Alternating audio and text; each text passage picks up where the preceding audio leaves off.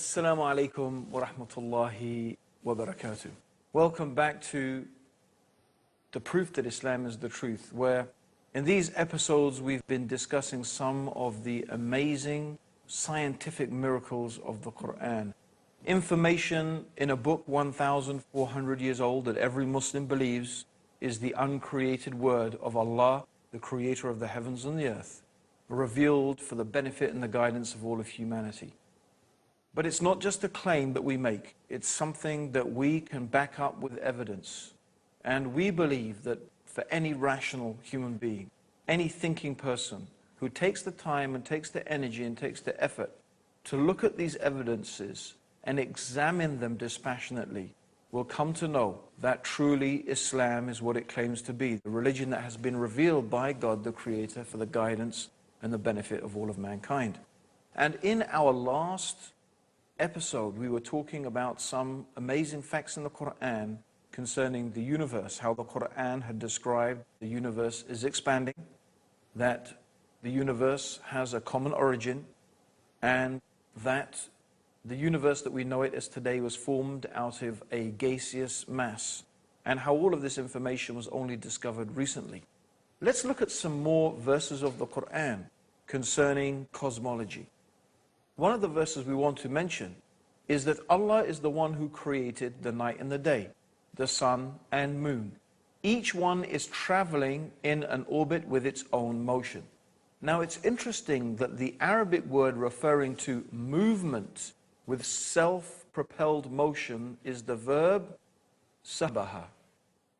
And yasbabuna is what the actual text mentions. Now, this implies a motion that comes from the body in question itself. So if it takes place in water, it means to swim. If it means on land, it means to walk. So the implication is the movement is coming from the body itself. So if it was talking about something in space, it would mean to rotate. It would itself rotate. Now, this is amazing. The Qur'an is talking 1,400 years ago about the earth and the moon and the sun rotating. If you are perhaps thinking that the sun is static, it's not. The sun, as does the earth, as does the moon, they all rotate. Of course, the earth, however, rotates around the sun. The sun rotates around its own axis. So it is actually quite correct, is saying. And of course, the earth is in orbit around the sun. And also, by the way, the sun is also in orbit. But it is in orbit round the center of the galaxy. In fact, it is believed that ultimately, if the sun keeps going in its orbit, it would ultimately end in what is known as the solar apex, a sort of position that it will end up in the center of the galaxy. So what we find here is that the Qur'an is talking about things that no one could really know this information 1,400 years ago. It is scientifically accurate. The idea of the alternation of the night and the day and of the spherical nature of the earth is actually implied in the 31st surah and the 29th ayah of the Qur'an. Have you not seen how Allah merges the night into the day and the day into the night? And in another verse, the 39th chapter, in the 5th ayah or the 5th verse, the Qur'an mentions He coils the night upon the day and He coils the day upon the night. And this word that is used in the Qur'an in the original Arabic is kawarra. Kawarra, in its original meaning, means the action of coiling a turban around your head. Coiling a turban. So it describes kawarra, how the night and the day coils one round the other. And you can find that description of the interpenetration of one sector by another is expressed in the Qur'an just as if the concept of the earth's roundness had already been conceived at the time. which is, except for a few, there were a few philosophers who had theorized that the earth was round, but it was not really a generally accepted idea. But it is something that is implied in the Qur'an, and certainly we can gather this today from our present day knowledge. It's a very another interesting aspect that in one place in the Qur'an, the word that is used to describe the shape of the earth is the same word that is used to describe the egg of the ostrich. Now, looking at this globe, for example, you may imagine that the earth is completely spherical. But in reality, that is not the case. The earth is slightly misshaped. It is not a perfect sphere. And in fact, slightly elongated, rather like an ostrich egg. So it is incredible also that the Qur'an is describing that shape of the earth. At least this is a possible interpretation of those verses. Certainly we can say that none of these things actually contradict present modern scientific knowledge. In fact, if you think about it, if we were only to bring a book 1,400 years old and you were to find absolutely no contradictions, and I don't mean here to say that the Qur'an affirms anything. Let's say it doesn't affirm any scientific knowledge. Let's say it didn't even preempt any scientific knowledge. Let's say there was nothing special in the Qur'an, which of course is not the case because I've spent a couple of episodes showing you exactly how amazing the Qur'an is when it talks about aspects of the universe and the world in which we live. But let's just say those things were not there. Let's just say there was nothing that contradicted present day knowledge. That itself alone would be remarkable. Because the superstitions and the beliefs that people had 1,400 years ago were remarkable. For example, the ancient Greeks believed that the Milky Way is the band of stars that you can see in the sky. In fact, it constitutes our galaxy. They believed that the Milky Way was produced when a particular Greek goddess was breastfeeding her child, and the child bit her breast and her milk spilled out, and that's how the Milky Way got to be in the universe.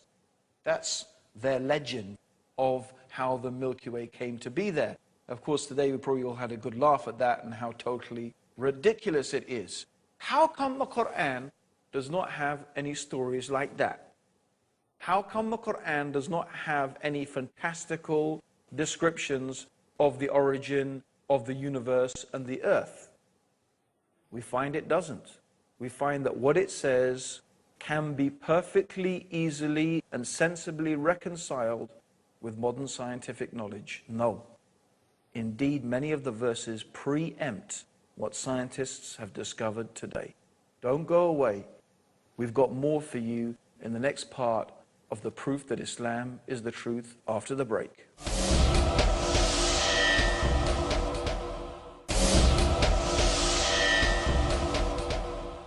Assalamu alaikum, welcome back to the proof that Islam is the truth, where we're talking about some of the amazing scientific facts in the Qur'an that have been only discovered recently with modern scientific knowledge. Yet these things were mentioned in a book 1,400 years old. Let's look at some more of the amazing statements in the Qur'an. In the 10th surah, in the 5th ayah, the 5th verse, it says, "It is He," meaning God, Allah, "who made the sun a shining lamp and the moon as a light, and measured out their stages." Now the Qur'an describes the sun as siraj. Now the word siraj means torch, means it's something that generates its own heat and light, whereas the moon is described as a nur. Now a nur means a light that is originating from another source, and of course this is the correct understanding. The moon reflects the light of the sun. It's common knowledge today, but not necessarily so in the time of the Prophet Muhammad. Let's see what one of the respected cosmologists and scientists in the field of astronomy had to say when he was shown some of the statements in the Qur'an concerning his field of expertise. Professor Yoshidi Kusan, who's the director of the Tokyo Observatory in Tokyo in Japan, and this is what he said: I say, I am very much impressed by finding true astronomical facts in the Qur'an. And for us modern astronomers who have been studying a very small piece of the universe, we have concentrated our efforts for understanding that very small part. Because by using telescopes, we can only see a very few parts of the sky without thinking about the whole universe. So by reading the Qur'an and by answering to questions, I think I can find my future way for investigating the universe. What he's saying is that the one who is writing the Qur'an, the one who is revealing the Qur'an, the one who is speaking the words of the Qur'an, is talking as if he is looking at the whole universe together, as opposed to the scientist who concentrates on observing this bit or that bit of the universe, which is what most astronomers do. Who is it that sees the whole universe altogether? Who is it who sees all things in all places in all times, except Allah, the Mighty, the Wise? So these are some of the amazing scientific facts, and we're going to move on also to another area that particularly interested me, because when I was at school, one of the subjects that I studied was geography, and a sub-subject of that was, of course, geology. And I do remember when I first read the Qur'an 20 years ago, and it was reading the Qur'an that motivated me to embrace Islam. One of the things that stuck in my head, and I remember it until today, was coming across the descriptions in the Qur'an of mountains. So let's go through some of the things the Qur'an says about mountains. For example, in the 78th surah, in verses 6 to 7, Allah says, "Have we not made the earth an expanse and the mountains stakes?" The word that is used here is otad. Otad, meaning stake, is like the peg of the tent. So the peg of the tent goes into the ground. It holds the rope that holds the tent. So you have a small part of the peg sticking up from the ground, but the majority of the peg is inside the ground. The Qur'an also says in the 31st surah, or the 31st chapter, in the 10th verse, "And Allah has cast into the mountains, standing firm, so that it does not shake with you." Now today, with modern sonar technology, they have been able to bounce sound waves down through the Earth's crust. And according to the different rates at which the sound waves are reflected back and are measured, they can tell the different density of the Earth's crust as opposed to what is hard and what is soft, what is from the crust and what is from the magma. And what they have discovered with this technology is exactly what the Qur'an was saying 1,400 years ago, that the mountains have roots. The mountains, like the peg of the tent, not only do they go above the Earth's surface, the mountains go deeply into the Earth's core. And they act, it has been theorized, as stabilizers. They help to stabilize the Earth's surface. And there's two ways in which they do that. Number one, because the Earth is composed of tectonic plates. The crust of the Earth is actually made of different plates. And it is the movement of these plates that causes earthquakes. When these plates move against each other, the friction of that movement causes earthquakes. And that's also what they think how continental drift has happened. Originally, they believe all the continents were one continent, and then because of plate tectonics, it moved. But the Qur'an is saying is the mountains act as stabilizers. They help to stabilize the Earth's crust. And this is something that has actually been theorized by modern geologists. There's another way in which the mountains may act as a stabilizing factor, and that is to do with the rotation.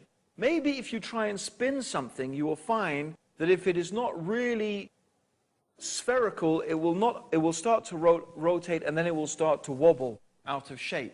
And it is possible that the mountains actually act as a counterbalance to keep the Earth's rotation smooth. I do stress, of course, that these are theories, but it is very interesting what the Qur'an is saying 1,400 years ago, and that it seems to be preempting the ideas and the knowledge that is being produced by modern-day science. Certainly, it is a fact that is established that the mountains have roots, and the Qur'an is saying that the mountains are like autad, the pegs of a tent. So this is a remarkable scientific fact. It's one I remember sticking in my mind when I first read the Qur'an about 20 years ago. So these are one of the remarkable things. Also, the Qur'an mentions some aspects of animal and plant life. For example, the 16th chapter of the Qur'an is called Surah An-Nahl, which means the surah of the bee. And one of the aspects of the Qur'an in this surah, it is talking about the bee. And it's very interesting that the word that is used in the Qur'an for the bee that flies around gathering honey or gathering the nectar for the honey, it is used in the female form. The gender that it is used is feminine. Although until recently it was believed that the bees were actually soldiers, they were males, and the ruler of the hive was a king. But as it happens, in fact, we know that the bees are indeed female, and they are owned, or they are headed by a queen. That's why we say the queen bee. It's also true that the Qur'an mentions that plants have different genders, and the winds are a means of fertilization for the plants. So in the 15th chapter of the Qur'an, in the 22nd verse, it says that we, meaning Allah the Creator, this is the we of nobility. Does not mean there is more than one God, of course. It is we in the sense that royalty uses the term we. It's a sense of honor and nobility. So the royal we, they call it. We sent forth the winds that fesontate. That means that the fertilize things. These are all recently discovered things. Also, we find the Greek philosopher Democritus, who lived from 460 to 361 BC. He advanced the theory that matter was composed of tiny indivisible particles called atoms. And they believed that this was the base upon which all of things were made, and there was nothing smaller than the atom. However, modern science has discovered that atom is in fact divisible, and the atom has been split, and the atom itself is composed of smaller elements. The Qur'an says 1,400 years ago, in the 34th chapter and the 3rd ayah, or the 3rd verse, He is aware of an atom's weight in the heavens and on the earth, and even anything smaller than that. Meaning there is something smaller than an atom, and Allah, God, is aware of it, every single thing. There's another thing I want to mention. God mentions in the Qur'an some amazing things about the human beings, and one of the things is about our nerves. Here is a very frightening and terrifying passage of the Qur'an. It's mentioned in the 75th chapter in ayahs 3 to 4. Does mankind think that we cannot assemble his bones? Nay, we are able to put together in perfect order the very tips of his fingers. God is telling us He can recreate us on this day, this terrifying day, this frightening day, the day of judgment. He is able to recreate you, even if you are dust, even your bones, to the very tip of your finger. Why the very tip of your finger? Of course, you've all heard of fingerprinting, haven't you? Every single human being's fingerprint is unique. Why did God mention the fingerprint? Why did God mention the tip of the finger?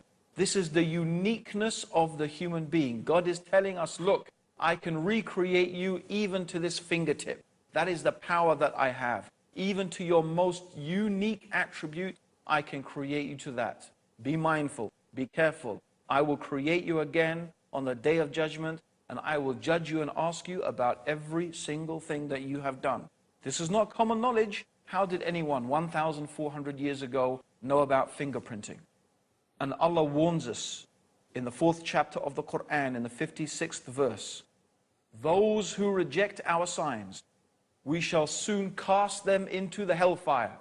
And as often as their skins are roasted through, we shall change them for fresh skins, so they may truly taste the penalty. For Allah is exalted in power, the wise. This is a very frightening description of the hellfire. God is going to burn the skin and recreate the skin and burn the skin, so the people in the hellfire will taste the punishment. Why is the Qur'an saying that? It has only recently been known and discovered that when the skin is burnt, a person does not feel any pain. That's why when a person suffers severe burns, a doctor will prick the skin to see if the person feels pain. If he feels pain, there are still nerve receptors left. If he does not, that means his skin has been so badly burnt, he cannot feel pain. So if God put people in the hellfire and the hell burnt their skins, after that they will not feel the pain. So Allah is going to recreate the skin again, so they will keep on tasting the punishment. It is a very severe warning from the one who has created you. He knows you better than you know yourself. And He is warning you in His book of His knowledge and His ability, that if you do not believe in Him and follow His guidance, see what is waiting for those people who reject the faith. My dear listeners, we have only one more thing we want to mention. The tree of zakum, which will be the food of sinners, and it will be like boiling oil that will boil in their bellies, like the boiling of scalding water. Taste this, Allah says in the Qur'an. Verily you are pretending to be the mighty, the generous. Look at those arrogant people, pretending to be mighty, pretending to be generous, but taste the tree of zakum that will boil in your belly. And it says they will drink a water that cuts their bowels to pieces. It is very interesting that thermal receptors are not present in the intestines, but it is in the bowels. And the contents and the receptors in the bowels are highly sensitive. It's a very, very sensitive area, and that is where pain is initiated. It's not a common knowledge 1,400 years ago, but it is a fact that is mentioned in the Qur'an as a stark warning to all those people who reject faith in God. God has combined the scientific facts with the severe warnings of those who disbelieve in Him. Our invitation is to invite you to His mercy, to His guidance and His forgiveness by accepting these truths, the proof that Islam is the truth. Join us in the next episode for some amazing prophecies of the Prophet Muhammad and the Qur'an. And until then, may God's peace and blessings and guidance be with you. Assalamu alaikum wa rahmatullahi wa barakatuh.